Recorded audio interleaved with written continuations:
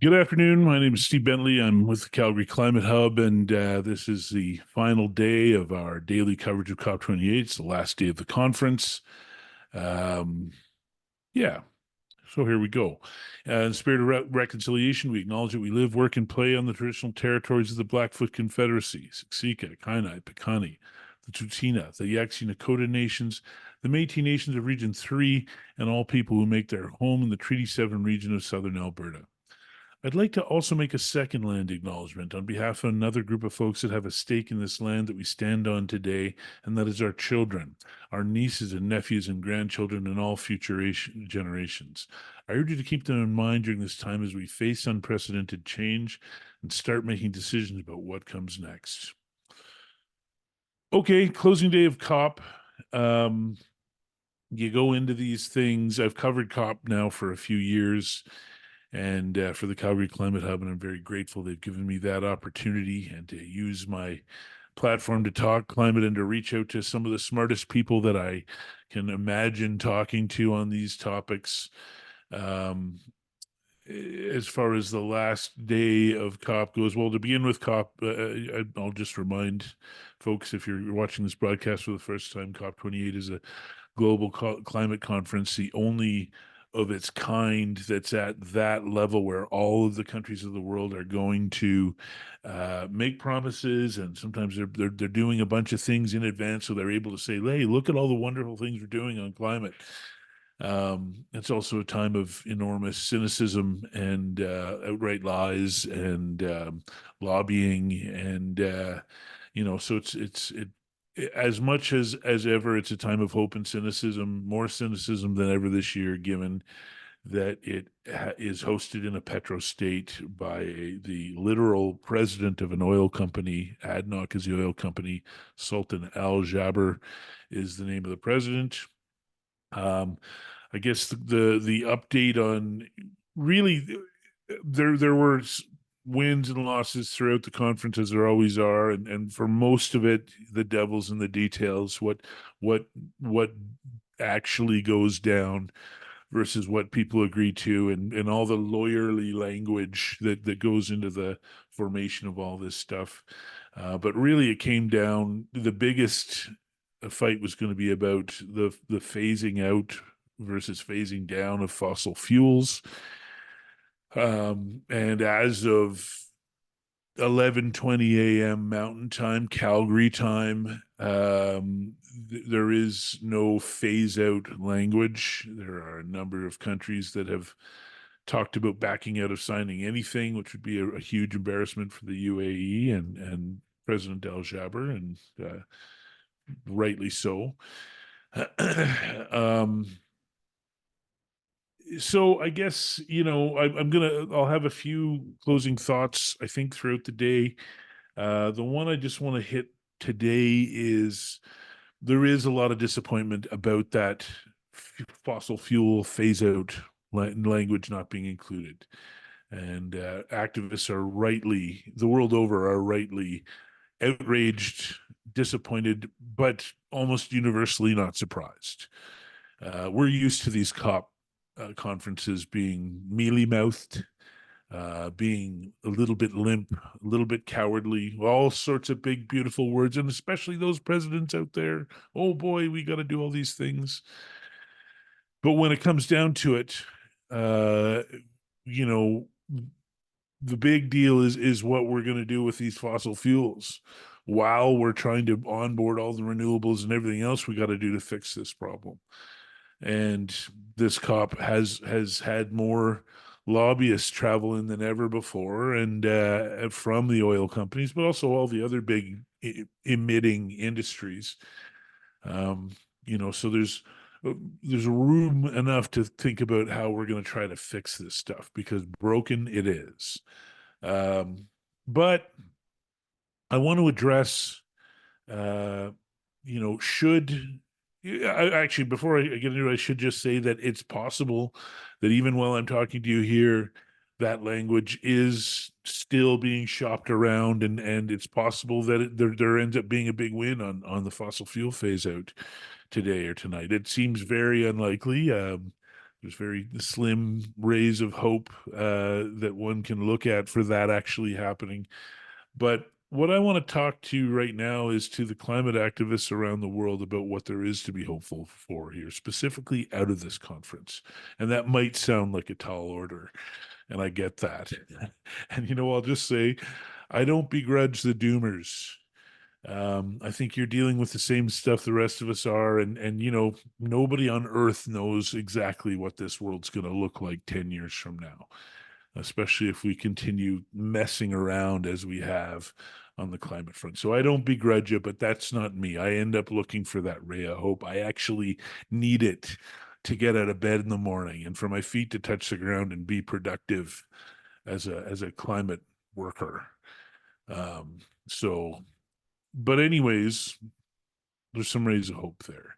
And so what I'll take you back to is just in the really when you look at 2023, well, to begin with, the foundation for this COP28 is actually a changed world, because 2023 in 2023, climate turned the corner. Now, there's not a lot of hope to have about that, because what I'm referring to is climate disasters went way up through the roof all over the world. Every week there was another, there's this thing that happens where you hear the name of a country, and that country for a little while, or state or city, for a little while, that the name of that jurisdiction just becomes synonymous with climate disaster. I'm thinking about Maui. For a little while, we were talking about climate, or Kelowna, and we were talking about the Yukon, and or Whitehorse. Was it Whitehorse? I can't remember now. There's so many disasters. So that happened this year. And, of course, the wildfire season here in Canada, we broke all known records. Since we started keeping records, we broke the wildfire record in spring. And the wildfire record goes through to November, or the wildfire season. And what we're learning is that as much as we might have thought sea level rise was how all of us was going to experience climate change, turns out in North America, most of us are experiencing it for the first time by breathing the smoke and by looking out and seeing dark brown skies. And ultimately, this year, the climate disasters ramped up. And that's not good news, obviously. And it's only going to get worse for as long as we're not fixing things on a scale that's necessary. But what happens when every time there's a big climate disaster, more people come towards climate activism and climate action and having expectations of our leaders. And so not only do the climate disasters turn the corner, but climate action turns the corner a little bit. I'm not sure what the ratio is, but we get more people on our side when these disasters occur. And it's a one-way trip. You don't go back to being a denialist, because now you've breathed the smoke. Now you know. And, of course, I'm not even going to give much time to the folks that are making up mass arson claims. I've dealt with that in other forums. It's bozoery. It's useless. It's people being tricked by malevolent forces. But so climate turned the corner. But something else that I noticed throughout this year, and certainly heading into COP, was increasingly, like never before, more and more people were recognizing that this climate change thing can't be talked about in a vacuum from this fossil fuel thing. More and more people, day in, day out, I see it on the socials. I'm out there every day. And more people are talking in the same breath as the climate change disasters, as the fossil fuel industry that has spent so long lying, outright lying. You can say deceiving, playing with the truth, la la la. They lied. They created an industry around lying so they could pull out every possible cent that they could for as long as they can. But now, increasingly, that con is not being believed around the world. And it's easy to sit and look at the results of COP28 and say, yeah, well, they're still not phasing out fossil fuels. If all this stuff is happening, Bentley, then how come they're not doing the right thing by us? Well, what I can tell you is that this COP28, to my knowledge, there was way more conversation about the phase out of fossil fuels than the entirety of COP 1 to 27. Way more. And what do you think COP 29 is going to be about? It's going to be about the same thing. And, so, I mean, I'm not surprised that the climate conference that's hosted by an oil baron and that has, America sends billionaire John Kerry and he's supposed to be the big champion we're supposed to be impressed by, who also champions this oil baron. I'm not surprised by any of that jockeying. I'm not surprised by Canada not being really forceful on the phase out language. In fact, if I recall correctly, we're a no on the fossil phase out. And shame on this government and us ultimately for that. But more people are talking about the phase out of fossil fuel in 2023 than ever before. And at this conference than ever before. And increasingly there's more of a focus by all of us toward that. And I have to believe that's a good thing. That's a critical piece of the puzzle. We have to ramp up the solutions, but we also have to stop throwing gasoline on the fire. And we've identified who's throwing gasoline on the fire. And we're still at this phase politely asking them to just sort of slow down that process. They have made it clear they won't do it until they're forced. What that force looks like, I don't know. But we're talking about the right things. And for a long time in climate, we haven't been talking about the right things. So that's my first closing thought on COP28. I'm going to let it go there for now. I want to thank all the guests that we had on over the last few weeks. Has it been weeks? It's a bit of a job doing these things every day or every weekday, and working on the socials to understand what's going on 24/7.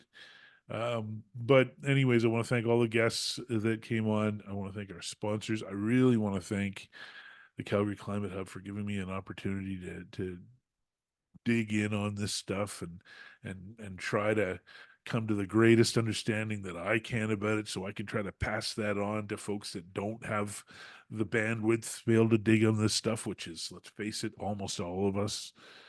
We're all just trying to go about our lives here and hoping that somebody's going to start fixing these things, I think. And increasingly we're realizing we got to do more on that. But the other two topics I hope to hit later today, depending on maybe there's new results that come out of COP28, but I'm going to hit up on what fixes I think we need to have in place heading into COP29.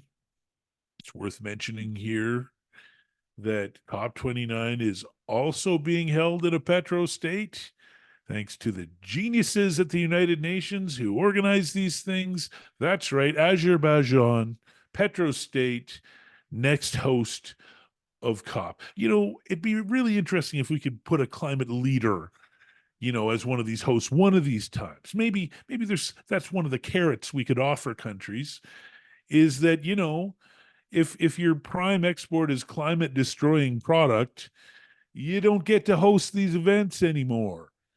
How about that? Anyways, so one of the things we'll be talking about is fixing the COP. conferences. And then the other thing I hope to hit up later today is just what can we do as activists throughout 2024 to influence COP29. Because you know what happens with these conferences, quite a lot of us, I'm as guilty as anybody. The COP28 is done. You go back to your regular stuff, your regular advocacy. We hit a lot of community and municipal stuff via the Calgary Climate Hub, and rightly so. That's where you can see the most action. But how do we keep this ball bouncing and throughout the year work to put pressure so COP29 can deliver the sorts of things that COP28 failed to? So I'll hope to hit up that a little later on today. Beyond all of that, I guess that's all for now. The live coverage continues throughout the day and the days to come via the Calgary Climate Hub socials. And as always, I want to thank you, the viewer, for caring about the right things. We'll see you later.